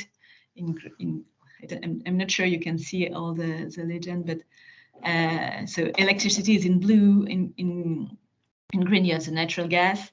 And then you have the wood in the houses that accounts for 17%, and heat pumps in orange, and domestic fuel for around 12%. In the apartment we have almost no wood, almost no heat pumps. But we have urban heating in violet.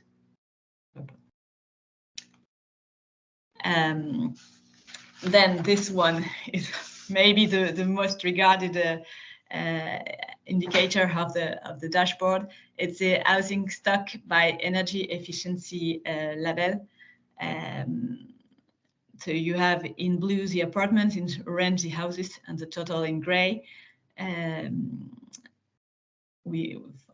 As in all countries of Europe, if you have an A class, you are energy efficient, and if you have a J class, you are less efficient. This indicator is constructed by an estimation, as we don't observe the energy class for whole buildings, so we have to estimate it. So what we can see, and it's really important in France, as the government has decided to ban from rental the more energy consuming houses. So, for example, the residences that are labeled G will be banned from rental from the 1st January of 2024. The F will be banned in 2028, and the E in 2034. So, and you can see that EFG is an important part of our primary residences.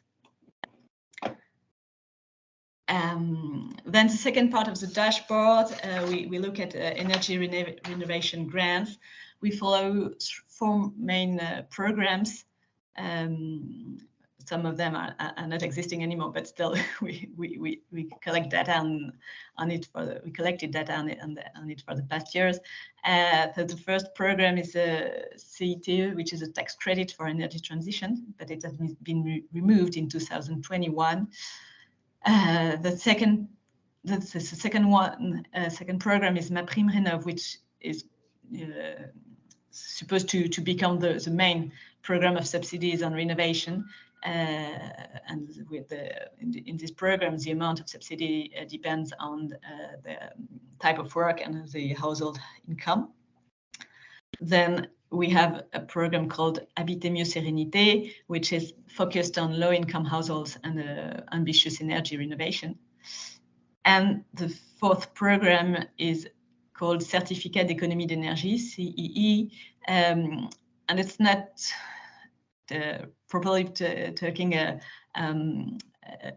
state subsidy because it's based on an obligation on energy suppliers to promote a certain level of energy savings, and so to obtain a certain level of energy saving, and so energy suppliers have to promote energy renovation to consumers. So on the graphs, you can see above the number of subsidized houses that have benefited from an aid for renovation, and down you see the conventional energy saving associated to these renovations, and we see that it has been increased from 2016, and I don't see my legend, but the main type of works that are subsidized are heating and hot water systems and insulation of roof and floor. No, not roof and floor, insulation, well, roof, floor, and the walls. And so heating is in orange and. Oui, bonjour. Bonjour. Bah, midi quelques. Okay, Didier, can you mute your mic, please? Well, so heating and hot water is in orange. In yellow, you have the insulation, and in gray, you can see that it is the insulation of windows that was subsidized, and it's less and less subsidized during among the years. We also give in the dashboard information of who benefits from these aids, these subsidies. This is the income of households that benefited from MaPrimeRénov', the main subsidy for renovation. And you can see that at the beginning it was more focused on low-income households, and it had been enlarged to middle-income households in 2021 and 22. And my last slide is the last indicator, is an indicator of the cost of work and subsidy amount for MaPrimeRénov'. So you can see that well, the cost of work, of course, depends on the type of work, and there is a large variation. And also the support, the state support for the work depends largely on the type of work. If the average support is 30%, but some type of works are more subsidized, like solar hot water system, for example. And the contrary, windows insulation is almost not supported by MaPrimeRénov', only for really low-income households. That's all. Thank you for your attention. Thank you very much, Béranger. So I think now we can move to the Q&A. There are already a few questions in the chat, so I will take them by order of appearance, and I will ask our panelists to be as concise as possible in the questions, so that we, in your answers, so that we can take as many questions as possible. The first one is from Lotta about not only energy consumption, but energy demand. So let's say in kilowatt and not in kilowatt hours, for example. And she was wondering if there were any indicators or statistics available in this area. So I don't know, maybe Marek, you want to start on that? Okay, we collect data for all fuels disaggregated to certain fuel categories, roughly 70 different categories, in forms of commodity balances that cover supply and demand. In addition, for several fuels or phenomenons, we collect additional indicators. For example, for the solar panels, we collect also their capacity. So not only how much electricity was produced in them in kilowatt hours, but also what is the capacity. Calorific values or densities of the fuels recently we have added. So there are additional indicators complementing the consumption in the form of commodity and energy balances. But maybe about peak load curves and this type of information that's rather managed by the transmission operators, I assume. So maybe ACEEE in that regards are the bodies who may publish this kind of or Smart EN as well. I guess that's more other organization that will work on that, right? Okay, we have to distinguish here now two things. One is the European statistical system and the scope of official statistics, which is the agreement between Eurostat and the reporting countries, what is in the scope of our work. But this is not all data and all information that is out there. There is a lot of data and information outside of the scope of official statistics that exists in the society. So we also don't want to duplicate all the work and include all data that are there in the scope of official statistics. So for us, the label official statistics is a guarantee of a certain quality, but I have to say that there are many other data and information of extremely high quality, as well as data sources that have lower quality aspects. So but we cannot cover everything because we have only limited sources on our side as well as in the national statistical offices. But indeed, as you pointed out, there are other sources of very good quality from the reputable organizations working in the area, such as the data transmission system operators. No, thanks a lot, Marek. And maybe I turn now to Béranger also on this question about peak loads. Is it something that you plan to develop as part of the French observatory? For example, I don't know, maybe working with the French TSO-RT? As we know, especially in France, with the high share of electric heating, that peak loads in winter, but probably more and more also peak load in summer with air conditioning might become important issues.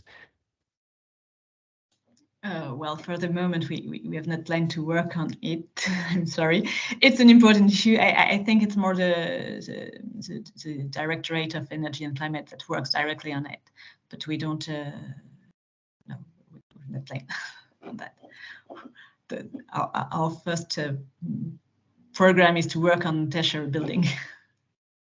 No, I fully understand that. I was just taking the opportunity from this question to see, and as you say, there are also, and Marek also mentioned it, that I mean there are also different data sources providing complementary information. So that's how we should see it.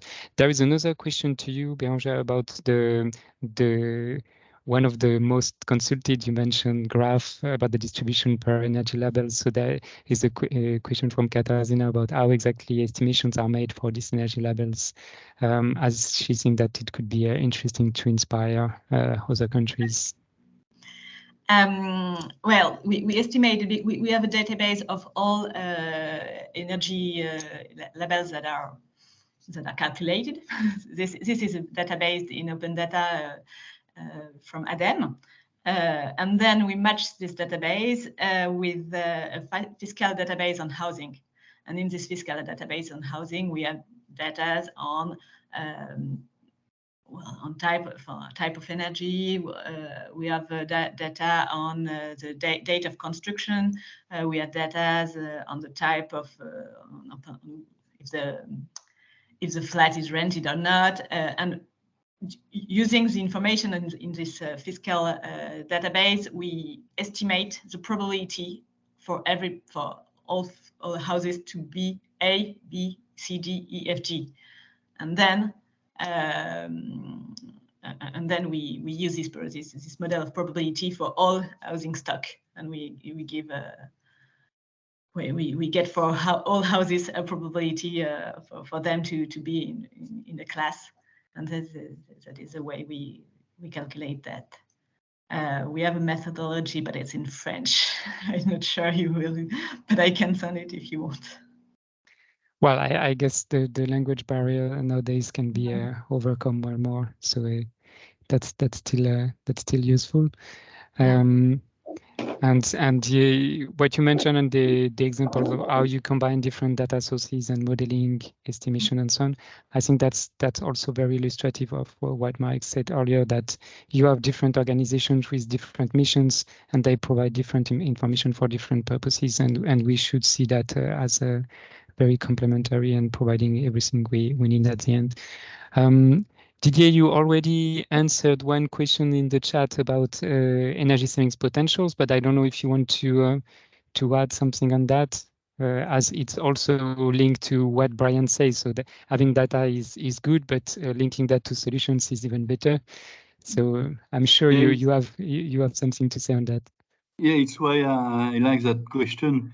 One of our outputs, it's indirectly to evaluate the energy saving potential. By personal practice, energy efficiency potential assessment, it's very hard if you go in detail by technologies, etc. But with comparing energy efficiency indicators, for instance, among countries, we can have a rapid assessment of energy efficiency potential.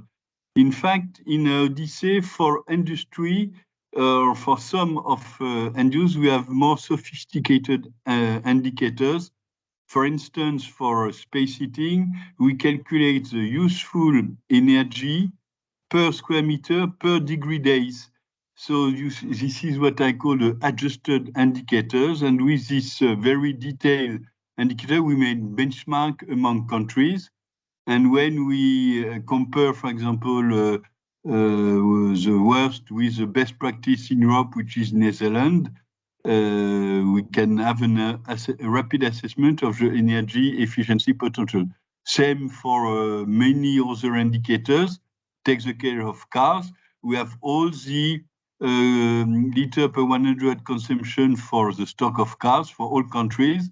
And rapidly you can compare the best and the worst level of consumption, or you can compare it to the EU average. So what the answer is yes, it can be used for rapid evaluation of energy efficiency potential, but it doesn't replace a very detailed, let's say, end-use potential assessment. If you go for industry, for example, with some expert, we compare the different level of technologies and so on. So yes, but as a proxy, not as a very detailed evaluation of energy saving potential. Thanks a lot, Didier. I think we reached the end of the event. If you have one more minute, each of you, I would ask you as a final word, final question that's related to one issue that has been mentioned several times today, the issue of timing, which I could see in two ways. So when the data becomes available, that's one thing, and how frequently to publish information and data. So if you could conclude the event with a few words on that, I would take the same order as the presentation. So maybe Marek first.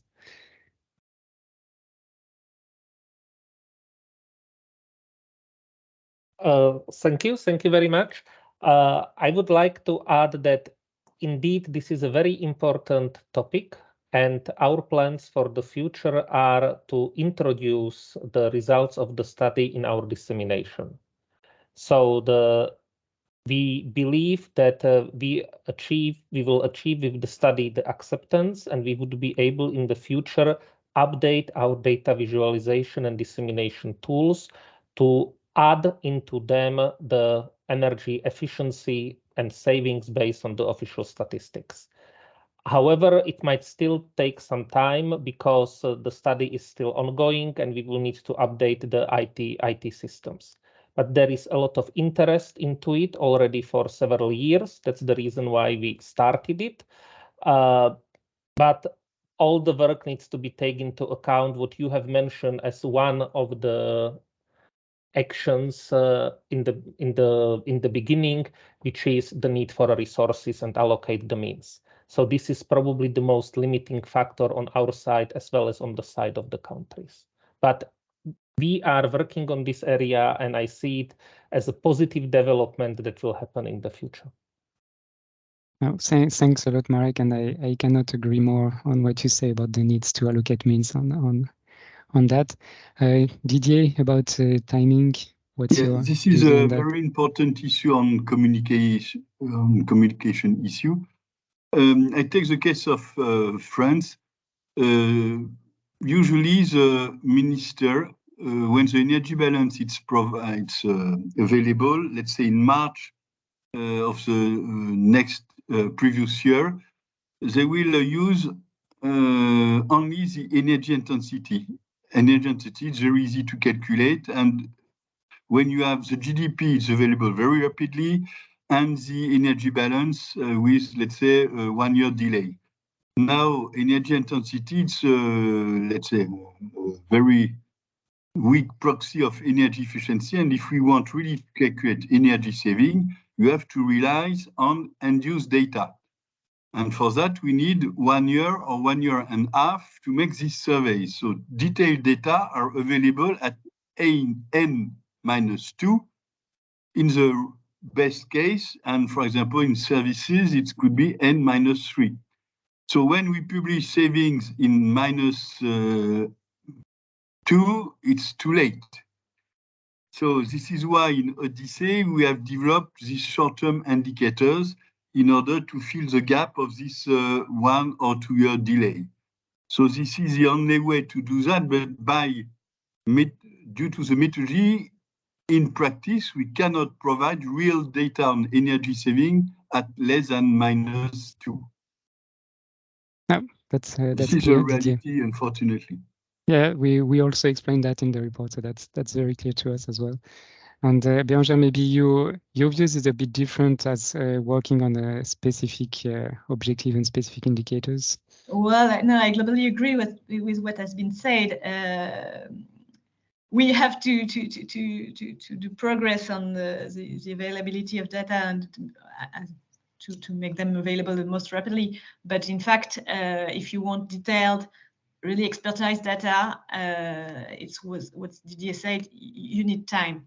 So what we do is, well, it's exactly what Didier said. We published what we have really rapidly in March, at the March, 3 months after the end of the year, and then we need 1 year to have really consolidated data on the. Yes, we published in N+1 or N+2 to have consolidated data. We can do best. Oh, thanks for that. But you also mentioned that there are some data that you can update quarterly. We know also that, for example, yeah. I mean that's one of the added value of the observatory, that you can work with estimation also and modeling, which helps to combine and maybe fill that gap when needed. Yeah, then we have problem of means. So for example, the estimation of the distribution of energy efficiency level in the housing stock, we do it once a year, and we had a lot of, well, we could do it more rapidly, but we had a lot of discussion with the Directorate of Energy and Climate to be sure to question and to be sure of our model. So it takes time. And we don't have the means to do it more than once a year. And then, for example, on the grants for energy renovation, now we have MaPrimeRénov', for which we have really rapidly information, so we can publish quarterly information and quite rapidly. But for the C2E, which is for the obligation for energy suppliers, we need at least 2. Usually, we need 2 years to be sure that we get all information of all C2E that has been distributed. So we can't reduce this delay, so we need, yes, French voice. Thank you. Yes, for that we need time. We can't do quicker. No, that's clear that there are technical constraints and limitations for sure, and that was also good to remind them, because we see that from the side of policymakers that they would dream of monthly updates and real time, and there are a lot of expectation. We hear that also about smart meters, but yes, as I mentioned in my presentation, digitalization that helps, but that does not solve everything, and especially going to details and analysis. So thank you very much, all of you, and also for staying 10 minutes more. I'm sorry, I'm always keen to continue the discussion. I would like to thank all the speakers from the two roundtables, also the communication teams of IEECP who made this event possible, and especially Marid, our great communication leads at IEECP. And also a big thanks to Arianna Vitali for chairing the event. I don't know, Arianna, if your voice makes possible for you to say a final word, but really thank you so much for staying with us and making it possible. Yeah, well, it looks more or less possible. So thank you very much again to speakers. Thank you very much to IEECP for the kind invitation to moderate this event. I think as a final word, what we've heard today is that beyond technical details, it's very important to correctly visualize energy efficiency, because this is really the start for planning policy and measures in a good way. We heard from both panels how data are extremely important to make this happen, data that needs to be good enough, well disaggregated and timely. And that's really the starting point to devising policy and to be able to visualize. From different speakers in both panels, we also heard that beyond data is really important to visualize the concrete impacts and benefits and results of energy efficiency improvements, and that together with those, it's also important and very much necessary to use the correct narratives that are accompanying all this information, because at the end of the day, it's the narrative and the communications that will make it happen and convince also the end users. So finally, I'd like again to thank IEECP for this very timely study, and as well the European Climate Foundation and Knauf Insulation for supporting it. I'm sure this will be a very useful piece of the puzzle for making sure that energy efficiency first principle can be implemented at the EU level, but also across countries. So thank you very much again, and I hope you'll get big success with this new research. Bye-bye, and thanks for staying. Thanks a lot, Anna. Bye, everyone.